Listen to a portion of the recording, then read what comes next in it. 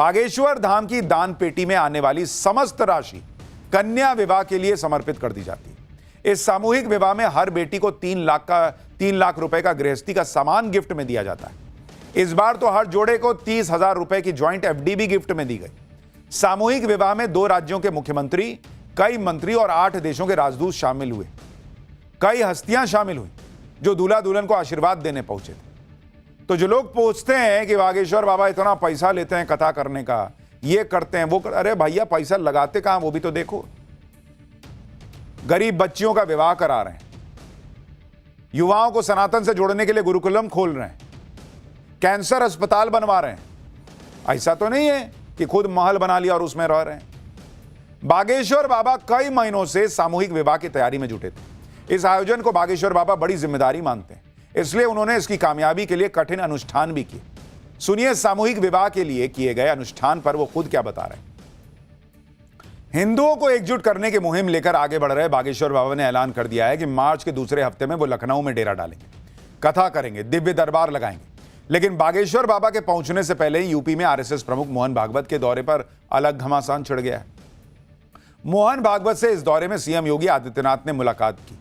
दोनों की मुलाकात को काफी अहम माना जा रहा है। दोनों के बीच करीब आधे घंटे तक बात हुई। इस बीच मोहन भागवत ने लखनऊ में एक बार फिर से हिंदुओं की घटती आबादी और घर वापसी पर बात की। मोहन भागवत ने कहा कि भारत में रहने वाले मुसलमान भी हिंदू हैं, वो अरब से नहीं आए। जो लोग हिंदू धर्म में वापस लौटे हैं, हमें उनका ध्यान रखना चाहिए।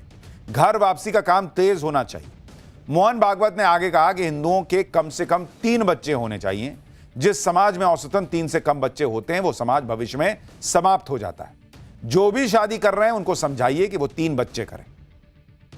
लेकिन मोहन भागवत के घर वापसी वाले बयान पर कई लोगों को आग लग गई। जमीयत उलमाए हिंद के अध्यक्ष मौलाना अरशद मदनी ने क्या कह दिया और इंडियन यूनियन मुस्लिम लीग के नेता क्या कह रहे हैं, दोनों को सुनिए। देश का बहुत बड़ा नुकसान कर रहा है। जब तक आरएसएस नहीं था, इस देश में हिंदू बहुत सम्मान के साथ और सुकून के साथ जी रहा था। जब से आरएसएस का वजूद आया है, हिंदुओं की सुरक्षा खतरे में पड़ी है। बाबर के टाइम में, औरंगजेब के टाइम में आरएसएस का वजूद नहीं था, तो हिंदू सबसे ज्यादा सम्मानित रहा, सबसे ज्यादा सम्मान से रहा। बाबर के टाइम में भी आरएसएस और उसके टाइम में उन्होंने इस्लाम फैलाने का काम नहीं किया। उन्होंने यहाँ पर अपनी हुकूमत करने के लिए हिंदुओं के साथ मुआहदे किए, हिंदुओं के साथ उन्होंने सम्मान दिया, इज्जत दी। लॉजिक देख रहे हैं आप। भाई साहब कह रहे हैं कि बाबर और औरंगजेब ने हिंदुओं को बहुत सम्मान से रखा था। तो औरंगजेब ने जो मंदिरें तोड़ी, वो सम्मान देने के लिए तोड़ी थी कि भाई इसको थोड़ा तोड़ देता हूं और इस पर मस्जिद बना देता हूं, तेरे को सम्मान मिलेगा। कोई सिर पैर है इनकी बात का। मोहन भागवत ने घर वापसी के लिए किसी तरह की जोर जबरदस्ती वाली बात तो नहीं की। उन्होंने बात सनातन को मजबूत करने के लिए एक अपील के तौर पर की। लेकिन मुस्लिम वोटों की सियासत करने वाली और मुस्लिम वोटों की चिंता करने वाली पार्टियों को मोहन भागवत की अपील चुभ गई। ओवैसी की पार्टी के नेता मोहन भागवत की तुलना आतंकी अजमल कसाब से करने लग गए। कांग्रेस के नेता उदित राज ने उनके बयान को अपने नैरेटिव के साथ जोड़ने की कोशिश करते हुए पूछ लिया कि हिंदुओं की घर वापसी किस जाति में कराई जाएगी। आप सुनिए ओवैसी के नेता इम्तियाज जलील और कांग्रेस के नेता उदित राज क्या कह रहे हैं। आरएसएस जैसी संगठन का एक बड़ा नेता अगर इस तरह की बात करता है, तो मैं ऐसे नेताओं की तुलना जो है वो अजमल कसाब जैसे लोगों से करता हूं। अजमल कसाब क्यों आया था पाकिस्तान से? इस देश को तोड़ने के लिए आया था, इस देश को कमजोर करने के लिए आया था। किस जाति में लेंगे ये बताएं। मोहन भागवत जी बताएं कि एक खुद वो हिंदू हैं, वो तो ब्राह्मण है, तो पहले ब्राह्मण है बाद में हिंदू कह सकते हैं। तो मुसलमानों की घर वापसी होगी तो किस जाति में स्वागत होगा? कौन सी जाति उनसे स्वागत शादी विवाह करेगी? उदित राज ने कभी पूछा कि जो मुसलमान रह रहे हैं अभी किस जाति में रह रहे हैं? लेकिन बोलना है तो बोल दिए। अवैध धर्मांतरण रोकने के लिए और रास्ता भटक चुके सनातनियों के घर वापसी के लिए मुहिम छेड़े बैठे हैं। इसी मुहिम को आगे बढ़ाते हुए बागेश्वर बाबा ने हिंदू बेटियों को अवैध धर्मांतरण से बचाने के लिए दुर्गा काली वाला बयान क्या दिया। घेरने के लिए तैयार बैठे इकोसिस्टम को नया हथियार मिल गया। बागेश्वर बाबा के जो दुर्गा काली हैं उनको असदुद्दीन ओवैसी की बुरके वाली बयान से जोड़ा जाने लगा। बागेश्वर बाबा को मुसलमान विरोधी ठहराया जाने लगा। इधर ये इकोसिस्टम बागेश्वर बाबा को घर वापसी पर घेरने में जुटा है। उधर यूपी में आरएसएस प्रमुख मोहन भागवत के घर वापसी पर दिए बयान पर भी हंगामा मच गया। बात मां का दूध पिया है से लेकर आतंकी अजमल कसाब तक पहुंच गई भाई। आज पाठशाला में बागेश्वर बाबा की दुर्गा काली और ओवैसी की बुरके वाली के बीच तगड़े घमासान की वजह बताऊंगा। साथ ही हिंदू एकता की मुहिम छेड़े बागेश्वर बाबा से जनजी कैसे जुड़ता जा रहा है, मोहन भागवत और मौलाना के बीच क्या तनाव तकरार चल रही है वो भी आपको दिखाऊंगा। लेकिन पहले इसकी एक झलक देखिए। आप पहनने वाली बेटी इस देश की वजीर आजम बनेगी इंशाअल्लाह ताला। उनकी पीड़ा सबसे ज्यादा इस बात को लेकर के है कि कहीं हैदराबाद को ये भाग्यनगर न बनाते हैं। देखिए, सबसे पहले बात बागेश्वर बाबा के दुर्गा काली वाले बयान की, जिस पर तगड़ा घमासान मचा हुआ। इन दिनों बागेश्वर बाबा मध्य प्रदेश के डबरा में नवग्रह शक्ति पीठ के प्रतिष्ठा समारोह में पहुंचे, जहां उनके दरबार में सनातनी भक्तों का गजब का जनसैलाब उमड़ा हुआ है।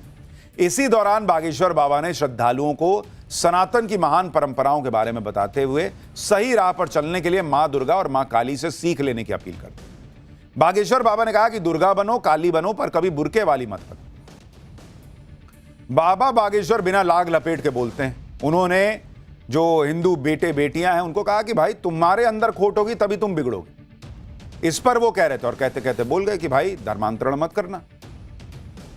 बाबा बागेश्वर का यह बयान ओवैसी को तगड़ा जवाब माना जा रहा है, क्योंकि ओवैसी मुसलमान वोट के लिए एक सपना दिखा चुके हैं कि इस देश में बुरके वाली, हिजाब वाली सीएम या पीएम बनेगी। ओवैसी का वो बयान भी एक बार याद कीजिए, फिर आगे की बात बताता हूं। बाबा साहिब अम्बेडकर का जो संविधान है वो ये कह सकता है कि कोई भी भारत का नागरिक वजीर आजम बन सकता है, सदर जमहूरिया बन सकता है, चीफ मिनिस्टर बन सकता है, मेयर बन सकता है। और असदुद्दीन ओवैसी का ख्वाब यह है कि एक दिन आएगा इस देश में इंशाअल्लाह ताला, शायद हम और आप नहीं रहेंगे मगर देखना, एक हिजाब पहनने वाली बेटी इस देश की वजीर आजम बनेगी इंशाअल्लाह ताला। यानी ओवैसी जैसों को अब बाबा बागेश्वर ने जवाब दिया है। हालांकि ऐसा नहीं कि बागेश्वर बाबा ने पहली बार बुरके वाला कोई बयान दिया है, इससे पहले भी वो कई बार इस तरह का बयान दे चुके हैं। ऐसे में बागेश्वर बाबा के इस बयान की वजह भी समझना जरूरी है। दरअसल एक हिंदू बेटी की हत्या से आहत होकर बागेश्वर बाबा ने पहली बार यह बयान दिया, और उस घटना के बारे में आपको बताता हूं। मध्य प्रदेश के बुरहानपुर में पिछले साल अगस्त में एक हिंदू बेटी की बेरहमी से गला काटकर हत्या कर दी गई। हत्या के आरोप में रईस खान नाम के शख्स को गिरफ्तार किया गया था। आरोप लगा था कि शादी के लिए इस्लाम धर्म नहीं अपनाने पर हत्या हुई। कई लोग बाबा बागेश्वर की ऐसी बातों से चिढ़ जाते हैं, कई लोगों को बहुत आग लगती है। लेकिन जो लोग बागेश्वर बाबा पर सवाल उठाते हैं, उन पर आरोप लगाते हैं, उन्हें याद रहना चाहिए कि बेहद कम उम्र में ही बागेश्वर बाबा ने ऐसे ऐसे काम किए हैं जो कई लोग पूरी जिंदगी सोचते रह गए। कई सामाजिक कार्य कर रहे हैं जिससे हजारों लोगों को लाभ मिल रहा है। हिंदू राष्ट्र और हिंदुओं को एकजुट करने की मुहिम लेकर चल रहे बागेश्वर बाबा ने देश और विदेश के जेनजी को सनातन से जोड़ने की नई पहल शुरू कर दी। विदेशों में सनातन का डंका बजाने के साथ ही बागेश्वर बाबा ने देश की नई पीढ़ी को सनातन के गौरव की जड़ों से जोड़ने के लिए बागेश्वर धाम में सनातन वैदिक गुरुकुलम की शुरुआत कर दी। इस गुरुकुलम में पढ़ने वाले बच्चों को सनातन की बारीकियों और वेदों की शिक्षा दी जाएगी। For more of such videos, do like, share and subscribe to ET Now Swadesh.